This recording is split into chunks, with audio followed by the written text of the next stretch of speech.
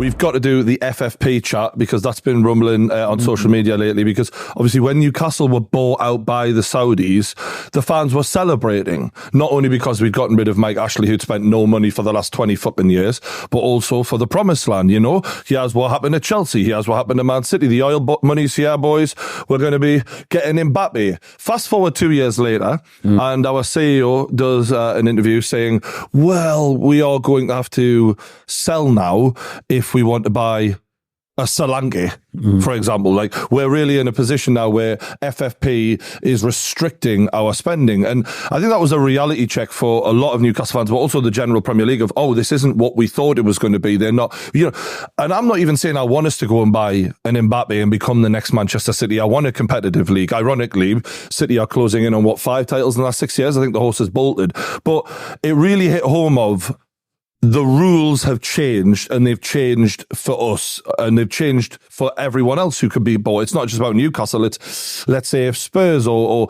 lower teams, like what happened with Leicester City back in the day, or Blackburn back in the day. All that football is about is, you know, if you haven't got the big club status, you're hoping for a new owner to come and change your fortunes. And now what we're saying is, oh, that ain't going to work anymore. And it's clear as day, because Newcastle have now at a situation where we can't just do that. We've got a handful of really good players, and a vast majority of Steve Bruce players are still there, and half of the squad's injured. We are crying out for replacements. We started 2 academy players against Man City, for Christ's sake, and yet we're now unable to go and do anything. We're even struggling to loan Phillips from Man City because we're haggling over the fee. So for me, it's clear as day that FFP is not there for fairness. Like, fairness would be if everyone in the league could spend an equal amount on their squad. So whatever the biggest value team is in the league, well, you spent X amount of money, well, everyone can spend that then. And if people can't do that, then that's fair enough, but that should be the rules. We should all be allowed to spend the same amount of money if we want, and we can't. So what do we make of the situation, lads? I think it's an interesting state of affairs when you look at it and you see that smaller clubs in the Premier League are being punished more than the bigger clubs. So you look at the way that Man City can still spend as opposed to the way that Newcastle can spend, and it's still unfair even when you look at it from that perspective. Just to be clear, can we explain why that is? Just because some people might not understand. The rule is you can, I think, lose about £105 million as a club over the last 3 years. You know, and that's the rules. But it's all dependent on the money that is brought in from sponsorships, from the fans, from player sales and stuff like that. And if you can't prove that your club and not an owner pumping money into the club did that, then you're not able to then carry on, even though this has been going on for decades. I think you've almost got to think of it on both sides. Like, do you want to have clubs that go out of business because they're run in a mismanaged and poor way? And that's the reason why FFP was brought in. Like, you look at the state of Reading at the moment, they're a football club that are in real trouble, a former Premier League team now that are right, you know, in the Championship and struggling. And you don't want that to happen again. So you can understand why FFP was brought in, because you want to protect clubs so that they're not ripped away from fans. We don't have another Bury situation in other football clubs, right? But then you can understand it from a Newcastle fan perspective, and you go, right, Man City and Chelsea have had these illustrious, you know, phoenix rises from nothing, and that they've bought all of these amazing players and been able to basically build clubs from scratch. That's never going to happen again. That will never happen again because of the way that the football rule set is being brought in now. But with Chelsea, for example, they had money pumped into them, and the idea that Chelsea would then, you know, in any way suffer when all Abramovich has done is now left them in the best position possible, where in the last year they've been able to spend over £1 billion and not have a problem because their entire club has so much value added to it. So to compare that to a Reading is absolute insanity. It's like it's a blanket rule that serves the powerful only. To stop another Blackburn, another Leicester, another Man City, another Chelsea, all of these clubs that have happened. The caveat that I will say back to that, though, is that Chelsea, the reason why we have been able to spend so much is because we've sold a lot of players, and because we have Why did you have those players? Yeah, exactly. Yeah, we had the players. End of story. We had the players, but then also we have more commercial income than you. Why do you have that? Because of all the money that's been spent on the players over years to win all these trophies, to then increase the value of the club. Like, that's exactly It's chicken and egg. You're 100% right. It's chicken and egg. I think that the problem is you have to look at the situation and go, there's one part where I agree with you, Josh, where I go, Chelsea shouldn't have ever been allowed to do that. But you can't say we're not going to do rules and regulations against Newcastle because we didn't do it against Chelsea. Yeah, because it's like going, well, you didn't stop that house from burning down, so why are you stopping this one from burning down? It's like, I think what you need to do, and as football fans, when we look at this stuff, you have to like get rid of your club allegiances, look at the actual problem with spending in the Premier League. And for me, it's twofold. One, it's what you said, don't let another Bury happen. Don't let small clubs get destroyed by reckless owners who shackle them with debt that they're never going to overcome. But the other problem, we mentioned it earlier, City are probably going to win their, like, what is it, 6 in 7 titles? 5th out of 6, yeah. And it's just going to happen again. And this is while financial fair play is in place. This is a problem that's been there from day one. Manchester United were Manchester City. Man United could not be competed with until clubs had money pumped into them. This is not a new problem. We're just having the same problem 20 years later. But we haven't tackled it. This is the problem. And whatever they're doing and whatever's happening at the moment, it's not working. Because it's like, as a Newcastle fan, you're sat there going, fuck me, I'm having to watch Sean Longstaff run around on a pitch because we can't even loan Calvin Phillips. It's like, yeah, but like none of us as neutrals are going, someone needs to fucking slow Newcastle down. None of us care about that. I think there's a lot of people who are fearful of what Newcastle could become if it was completely no rules. And I'm not... It was Manchester City buying Robinho all over again. I'm not suggesting that we do that, but when Manchester City are in 5 titles out of 6 years, and the one title they lost where they were like 2 points behind or whatever, that is not a competitive league. The idea that Newcastle, like unfortunately, the system that we have because of the way it's been is the only way to kill off some of the other sharks is to introduce more sharks and just let it go that way because the horse is bolted.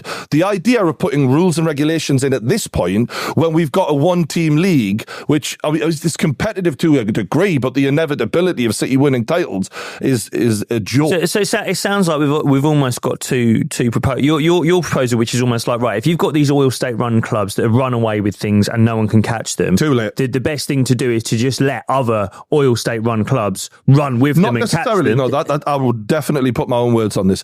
So I think that there needs to still be rules and regulations, but to come to a point where Newcastle have spent 400, like people are saying, some of the stupid arguments I've been getting online of, you spend 400 million. Yes, we spent 400 million after spending nothing for decades. So we still have a squad that was battling relegation that is like 75% of our squad.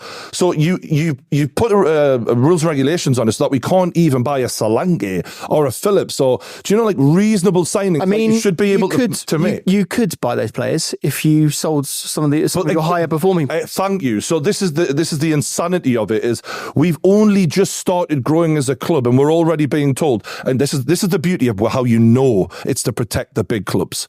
What you've just said, sell Isak, sell Bruno Guimaraes. Who do we sell them to?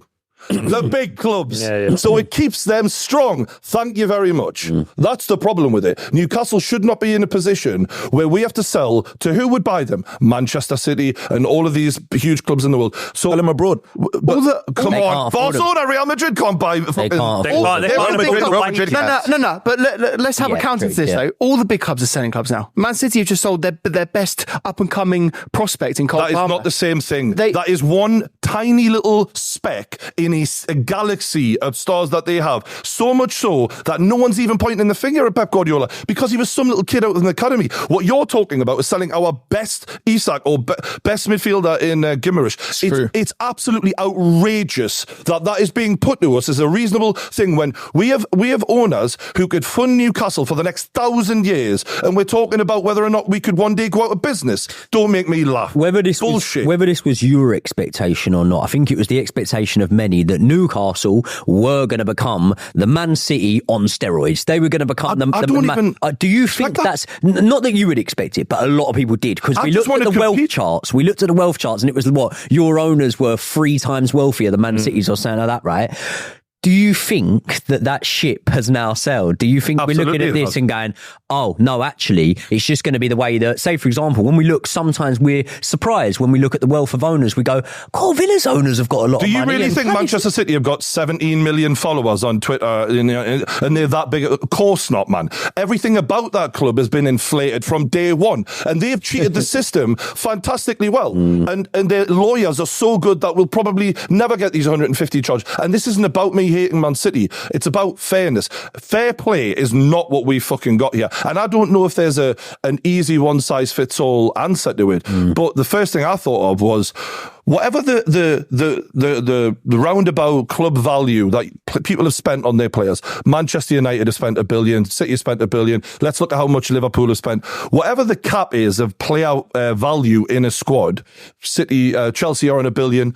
That should be the limit that anyone can spend, so that we all have a level playing field, that no one can go beyond whatever that is, and you adjust it to inflation. So therefore, we're all the same. Can I ask a question as someone who's not good with numbers?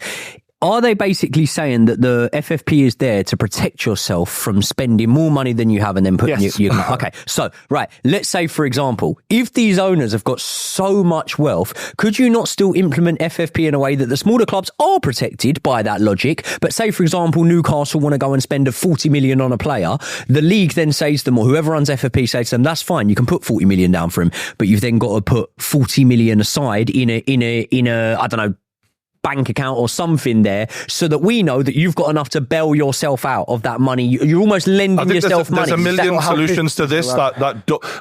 Having a one-size-fits-all for small, tiny clubs that are really going to struggle potentially down the road, and the way that Blackburn did or whatever, that you've got to have different rules for different issues. What this does, essentially, is if we imagine that there's a mini league in the top six, big six, financially, it means that it's very hard for them to drop out. Yes, these clubs might drop out a little bit of the top six in terms of their football, but roughly, they're always going to be able to outspend everyone around them, which then makes it impossible. Let's say the guy who was going to buy Manchester United, the Sheikh, let's say he goes and buys a really small club.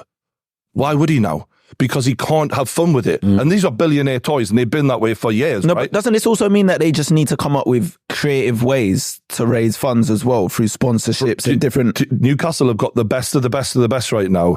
We're getting as creative as we can, and it's come down to what we're going to do. But even like the stadium and things like that. And what that does is it moves it as a snail's pace, and that's exactly what is wanted. They don't want us going through the gears. And I understand that this might sound like sour grapes, but I'll be honest, I want to fucking see my team win a trophy once in my bastard life. And I had a little bit of a hope that at least we might be certain to see something happen. And now I'm looking at it going, we can't even buy Solanke.